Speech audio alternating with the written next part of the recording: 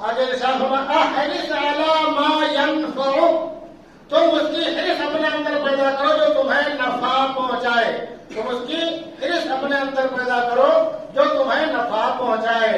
نفع پہنچانے سے مراد دھیان رکھو کچھ چیزیں ہوتی ہیں جو عارضی نفع پہنچانے والی ہوتی ہیں، اور کچھ چیزیں ایسی ہوتی ہیں جو نسلاً بعد نسل نفع پہنچاتی رہتی ہیں۔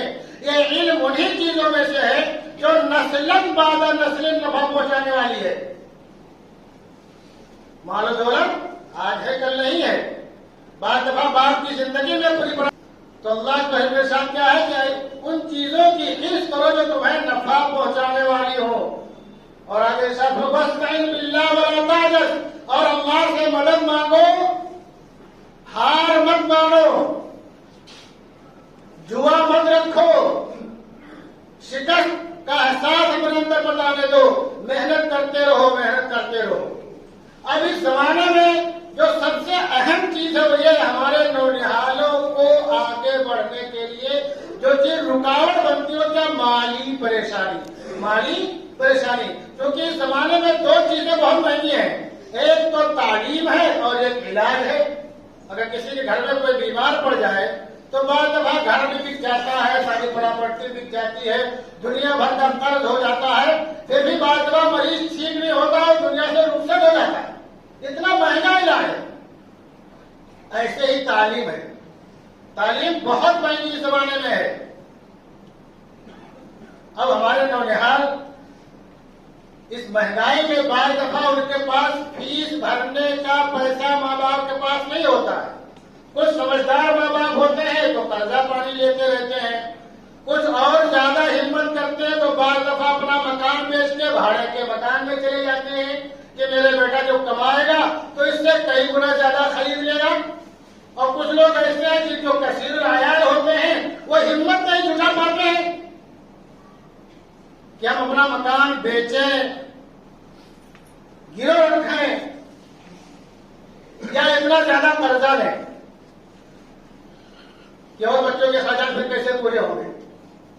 اس کے لیے بہت آسان راستہ اسلام میں ہے، یہ اور بات ہم عمل نہیں کرتے ہیں۔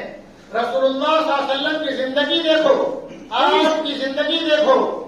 رسول اللہ صلی اللہ علیہ وسلم کے چچیرے بھائی کون ہیں؟ حضرت جعفر، اور چچیرے بھائی کون ہیں؟ حضرت علی۔ یہ کن کے صاحبزادگان ہیں؟ خواجہ ابو طالب کے صاحبزادگان ہیں۔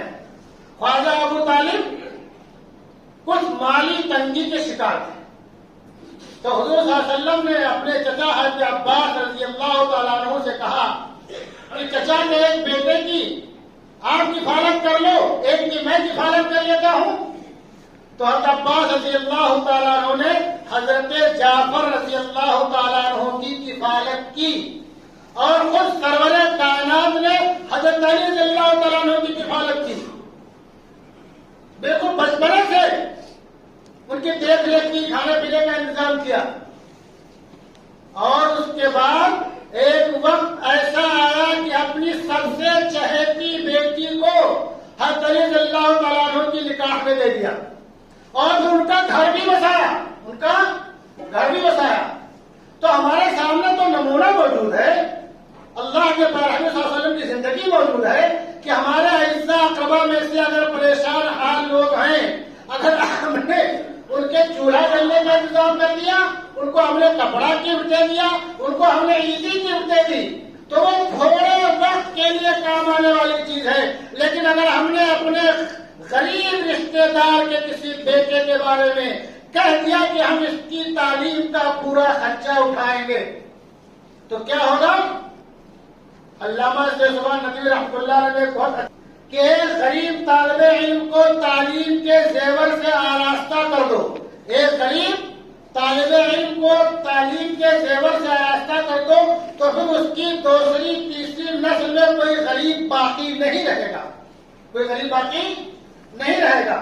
اور اسی کو ایک بہت بڑے شاعر ہیں علامہ اقبال کی طرح، قومی شاعر بھارتی، وہ تمل زبان کے شاعر ہیں، وہ کہتے ہیں کہ 1000 مندروں کی تعمیر، تالاب اور سرائے بنانا ضرور ثواب کے کام ہیں، لیکن ان سب سے بڑا کام ایک غریب بچہ کو تعلیم کی زیور سے آراستہ کر دینا ہے.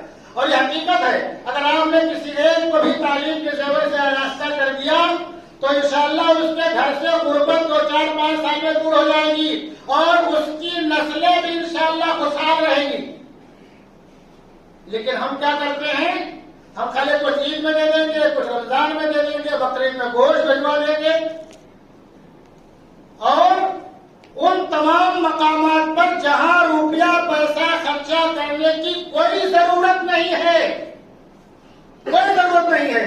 اسلام میں نکاح کتنا آسان ہے، بغیر کسی خرچ کے نکاح ہوتا ہے. لیکن اس میں ہمارے بہت سے احباب ایسے ہیں جو لاکھوں نہیں کروڑوں خرچ کر دیتے ہیں، اور ایسے بہت سے ایسے مواقع آتے ہیں. وطن عزیز میں جو ریت ہے نا، اس کے حساب سے اس میں بھی ہمارے بہت سے احباب ایسے ہیں جو لاکھوں روپیہ خرچ کر دیتے ہیں. یہ کیا ہے؟ یہ سب بے مصرف ہے. آپ نے جو شادی میں خرچ کیا، جتنے لوگ آئے وہ اپنے ساتھ پخانہ بنانے کی مشین ساتھ میں لائے، کھایا اور ہٹ دیا. اور ایسے ہی جو ہم یہاں کی ریت دیکھ کر کے پیسہ خرچ کرتے بھی محرم آ گیا، جو محرم حرام ہے. آج حضرت عمر رضی اللہ تعالیٰ عنہ کی شہادت کا دن ہے. بہت سے لوگ آج ہی سے بلکہ شام چاند دیکھنے کے بعد ہی سے شربت پلانا شروع کر دیتے ہیں. اس بارش میں کس کو اتنی پیاس لگی ہے کہ اس کے حلق میں کانٹے پڑ رہے ہیں، اس کو آپ پانی پلا رہے ہو، اور آپ کس کو پہنچانا چاہتے ہو پانی پلا کر کے؟ ارے حضرت حسین رضی اللہ عنہ جنت کے جوانوں کے سردار ہیں، نواسے رسول ہیں. حضرت کی جو شہادت ہوتی ہے عاشورہ محرم کو، عاشورہ پہلے کا فضیلت والا دن ہے، حضرت کی شہادت میں اور 4 چاند لگ گیا. وہ تمہارے غلط طریقے سے شربت پلانے کے محتاج ہیں. اگر تم وہی پیسہ بچا کر کے جو منو کے حساب سے، سینکڑوں لیٹر کے حساب سے جو تم دودھ خرچ کرتے ہو، وہ پیسہ بچا کر کے اگر تم یہ نیت کر لو کہ اپنے کسی رشتے دار، پڑوسی یا ایسے ہی کسی غریب بچے کی تعلیم کا خرچہ اٹھائیں گے اور اس کا ثواب نوازے رسول کو پہنچے، خلفائے راشدین کو پہنچے، تمہارے ماں باپ بابا اجداد کو پہنچے، تو کتنا بڑا کام ہو جائے گا. یہ ثواب جاریہ ہو جائے گا. وہ لڑکا پڑھے گا، اس کے اور پڑھنے کے بعد اچھے جاب پہ لگے گا، اس کے پیٹ میں جو بھی لقمہ جائے گا، اس کے گھر والوں کے پیٹ میں جو بھی لقمہ جائے گا، اس کی نسلوں میں جو بھی لقمہ جائے گا، سب کا ثواب آپ کو ملتا رہے گا. لیکن ہم کو چڑ ہے ایسے ثواب کے کام سے جو ثواب جاریہ ہو. ہم تو وہ کام کر دیے، اتنے ڈرم شربت پلا دیے، اتنے ڈرم شربت پلا دیے، اتنا 100 لیٹر دودھ کا شربت بنا دیا. سوچو ہم کیا کر رہے ہیں. یہ تو ایک مثال ہے، ایسے سینکڑوں مثالیں موجود ہیں. ہمارے بھائی جو کچھ کرتے ہیں یقیناً اس کا تعلق شریعت سے نہیں ہے، اسلام سے نہیں ہے، اللہ کے رسول کی زندگی سے نہیں ہے، صحابہ کرام کی زندگی سے نہیں ہے. تو ہم اپنے جو پیسے ہم ویسے نہیں خرچ کرتے ہیں، کسی کی تعلیمی کفالت کی ذمہ داری نہیں لیتے ہیں، تو کم سے کم ہم ایسے ہی یہی پیسہ اٹھا کے دے دیں. بھائی یہی پیسہ اٹھا کے دے دیں، ہم کو مرنے کے بعد انشاءاللہ ثواب ملتا رہے گا، ہمارے باپ دادا کو ثواب ملتا رہے گا، اور نواسے رسول جنہیں دوشے بطول کو بھی ثواب ملتا رہے گا. انشاءاللہ ان کا درجہ بلند ہوتا رہے گا. وہ ہمارے محتاج نہیں ہے، ہم ان کے محتاج ہیں. کم سے کم یہی کر لیں.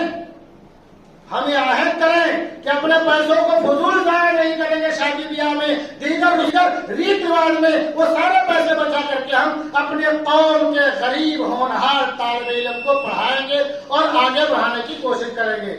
اور آگے بآخر میں ایک شعر کہہ دوں، کسی نے کیا خوب کہا، اور یہ بات سن لو. یہ جو بات لوگ سوچتے ہیں اسے کیا اس وقت بہت سی تنظیمیں ہیں جو بہت کام کر رہی ہیں، لیکن وہ تنظیمیں سارا خرچہ نہیں اٹھا سکتی ہیں. ابھی جمیعت العلماء کا فارم نیٹ پہ آیا ہوا ہے. ہمارے جو بچے پڑھائی کرنا چاہتے ہیں اور وہاں سے اسکالرشپ لینا چاہتے ہیں، وہ نیٹ سے لوڈ کر کے فارم بھریں. کیونکہ جمعیت پورے انڈیا میں بانٹتی اسکالرشپ، تو سب کو پوری فیس نہیں دے سکتی ہے. خالی جو لوگ نہ کرنا چاہتے ہیں ان کو پوری فیس دیتی ہو.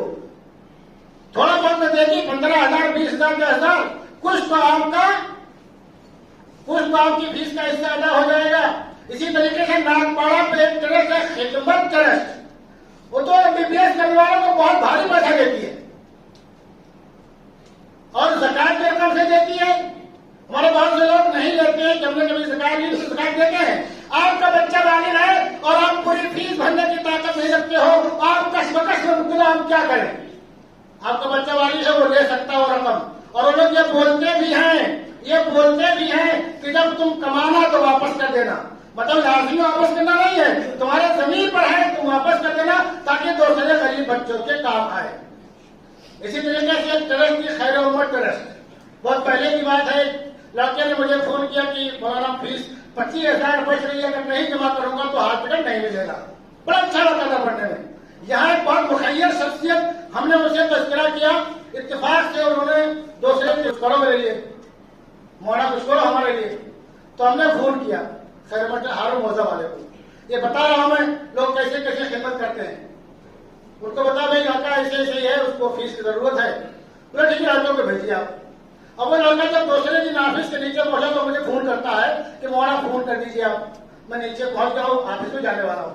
تو میں سوچا کہ میرے فون کرنے سے کیا ہوگا, سوچتا رہا میں فون کروں کہ نہ کروں. لیکن جیسے میں نے کہا ٹھیک ہے نہ کرنے سے کر لینا بہتر ہے. ہم نے جیسے فون کیا انہوں نے کہا کہ آپ کا بھیجا ہوا لڑکا آیا ہوا ہے اور انشاءاللہ اس کا کام ہو جائے گا. وہ لوگ کیا کرتے تھے, دیکھتے تھے اس کی تعلیمی لیاقت کیا ہے اور یہ لڑکا دیندار ہے کہ نہیں ہے. اس کو پوری 25,000 فیس دے دیا. لیکن افسوس یہ ہے کہ اس کے اگلے سال سے خیر امت ٹرسٹ نے اپنی ساری جو بھی زکات کی رقم کی فیس دینے کے لیے وہ جمعیت علماء میں جمع کر دیتے ہیں, جمعیت بانٹتی ہے. تو ایسے بہت سی ٹرسٹیں ہیں, آپ ان کا بھی پتہ لگاؤ.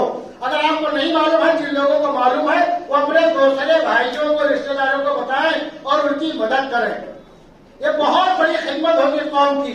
آج ہمارے بہت سے لوگ سوچتے ہیں کہ مولانا کو شہادت ہو رہی ہے, ایڈمیشن کا سلسلہ جاری ہے خاص طور سے MBBS والوں کا, اس لیے ہم نے اس میں توجہ دلانے کے لیے اس پہ ہم نے بات کی ہے. اور ہم جو بھی پیسہ خرچ کریں گے اپنے ہونہاروں کی فیس کے تعلق سے اس کو ضائع نہ سمجھیں, بہت بڑا ثواب ہے اور ثواب جاریہ ہے. اور میں ہونہاروں کو ایک بات کہہ دوں جو علامہ اقبال نے کہی ہے, تو اپنی سرے نوشت اپنے قلم سے لکھ, تو اپنی سرے نوشت اپنے قلم سے لکھ, خالی رکھی ہے خانہ حق نے تیری زمین, ہمارے نہ ادھر بڑا